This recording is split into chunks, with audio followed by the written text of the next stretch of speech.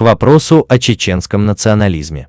На самом деле, уважаемые, никакого национализма у чеченцев нет и не было, но есть и был коллективизм. Просто коллективом для чеченцев всегда были все чеченцы. Почему, спрашивается? Да потому, уважаемые, что испокон веков чеченцы вынуждены бороться за собственное выживание на этой земле, а выживание было невозможно вне коллектива себе подобных. Индивидуалисты, вышедшие из чеченского этноколлектива, быстро погибали или ассимилировались. К тому же чеченский коллективизм усиливался каждый раз, когда чеченцам приходилось нести коллективную ответственность за что-либо, как-то было, к примеру, в 1944 году или в двух недавних войнах на территории Чечении.